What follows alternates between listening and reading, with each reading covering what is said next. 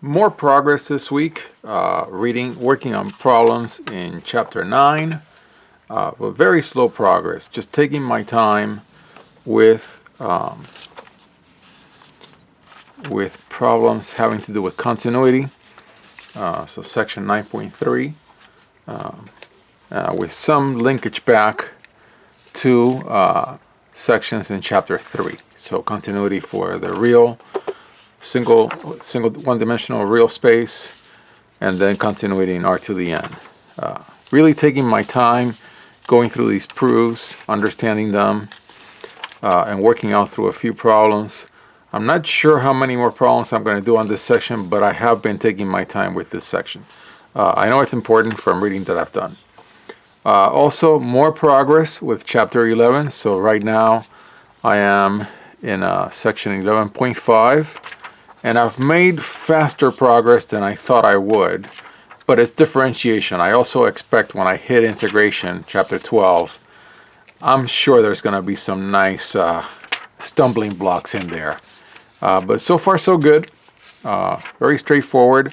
I do understand what the t function does in these limits that are used for many of the proofs, where you take the mean value theorem, and instead of it equaling the derivative, you put in the limit the opposite, so a term that cancels out the change in the function, and so that's why the limit goes to 0. So I'm getting that. I'm understanding. So far so good. So yeah, another week has passed, and now my reading is up to 11.4. So I guess I should have drawn a little blue in here. So I'm still pretty far ahead. I still continue to be like 6 weeks ahead of my plan. That's good. Week 14. Then, of course, I've read these 4 sections of chapter 11. Let me connect the battery to this thing so that I can see better. There we go. And so, yeah, so 4 sections. So there's my progress. And problems in chapter 9. That's been the theme this week. But yeah, in here, I just spent a lot of time on a couple of problems, and I wanted to. Of course, this is the reading for chapter 11, and I'm going to wait to show all of chapter 11 after I read the whole chapter. I'll probably be in chapter 12 by then. So really, from a showing of notebook progress for this week, very quick. Very, very quick, because it's just chapter 9 problems.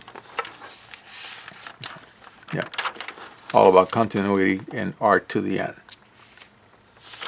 So some iterated limits where you do the limit x goes to 0, y goes to 0, and then you do a y goes to 0, x goes to 0, see if you get a different result. Some interesting ways to look at bounded intervals and images and pre-images of bounded intervals, and then a couple of proofs.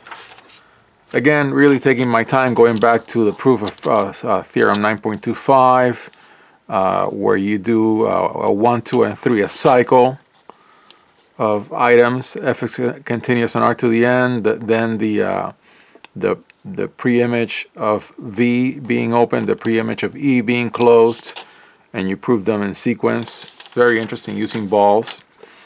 And I'm then going through and trying to do question 5, but it uses a closed subset of R to the n, and so I have to.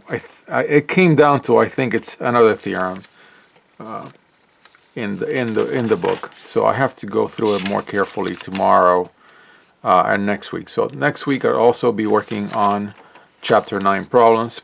Hopefully, maybe I'll finish chapter 9 problems next week, and that is my progress.